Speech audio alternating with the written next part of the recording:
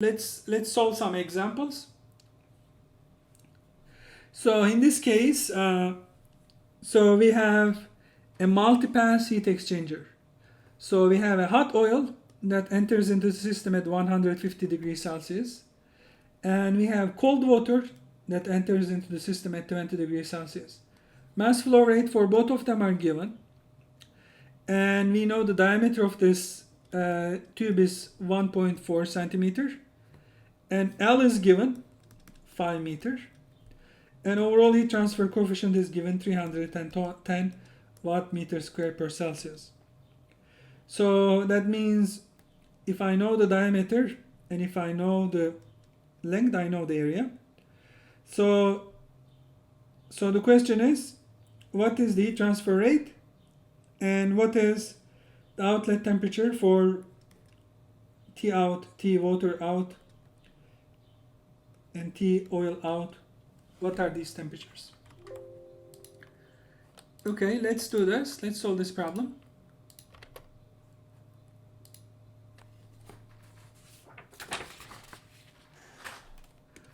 So what do we know?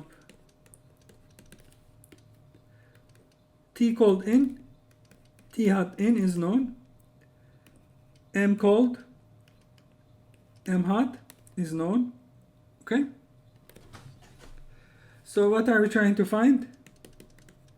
We also know the length and diameter. So what are we find? T cold out, T hot out, and Q. What are our assumptions? Assume it's a steady state process, steady state. Thin walled tubes. And heat exchanger is well insulated outside.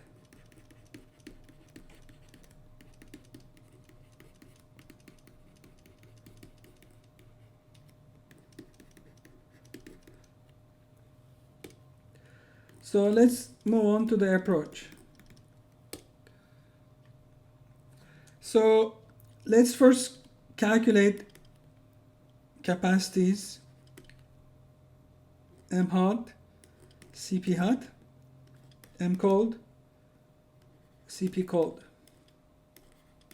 So I must tell you something. So here we know inlet temperature, we don't know outlet temperatures. So in reality, we need to evaluate these properties inlet plus outlet over 2 for both oil and water side.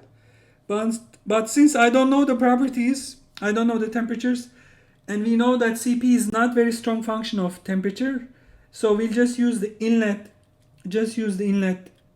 inlet temperatures. Okay? Alternatively, you can just use the average of these two, so 150 over 20 over 2, and this is 170-85 degrees Celsius for both of them, 85 degrees Celsius for both of them. This is alternative, and inlet temperatures for each. So this is option 1, this is option 2. Option 1 is inlet temperature for each, so 150 for oil, 20 for water for CP, and alternative is just using the average of both. So you can use either approach. So now let's take a look at these values. The mass flow rate for oil, which is the hot side, is 0.3 kilogram per second, and CP is 2.13 kilojoule kilogram per Celsius. So this is 0.639 kilowatt per Celsius. For the cold side, 0.2 kilojoule kilogram per second, 4.18 kilojoule kilogram per Celsius. So this is 0.836 kilowatt per Celsius. I use the inlet temperatures for looking up CP values here. So now I must compare. I must decide what is Cmin, what's Cmin, what's Cmax. Cmin is the smaller of the quantities here, and which is C hot, which is 0.639 kilowatt per Celsius.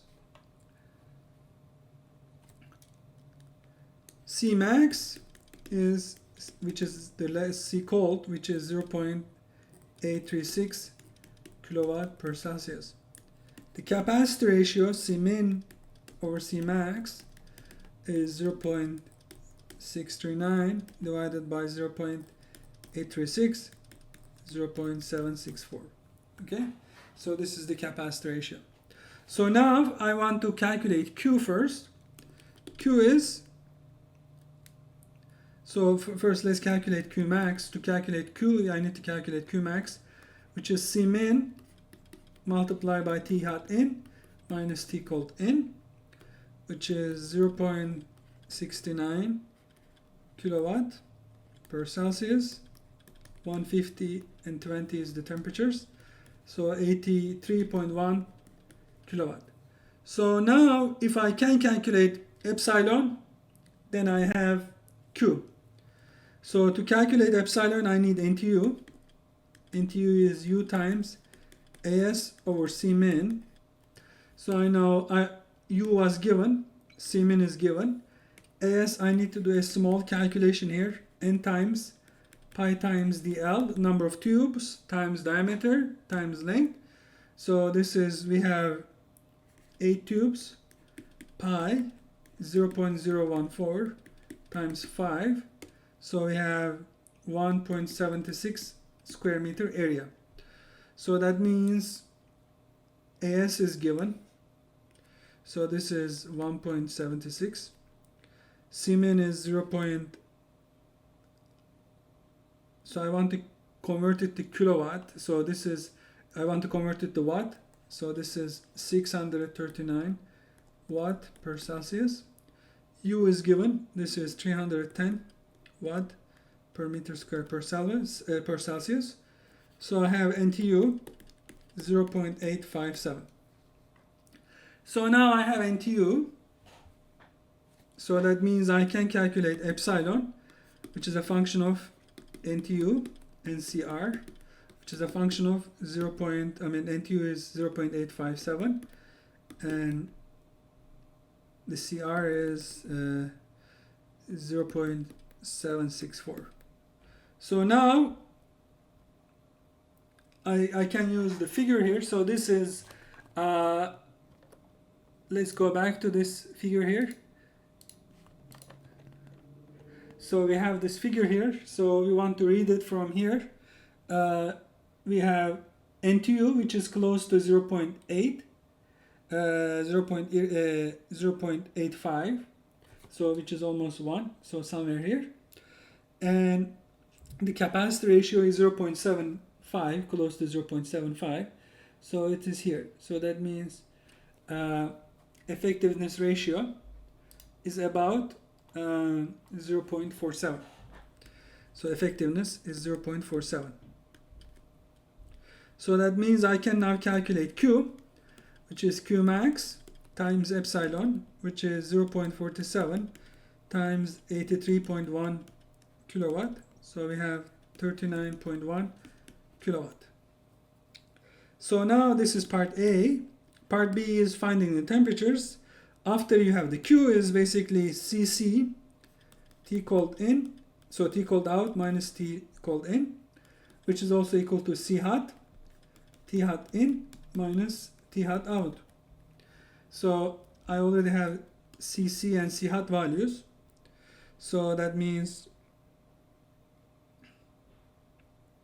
T cold out is T cold in plus Q over Cc, and T hot out is T hot, this is T cold in, so T hot in minus Q over C hot. So if you plug in the numbers, 66.8 and 88.8 degrees Celsius.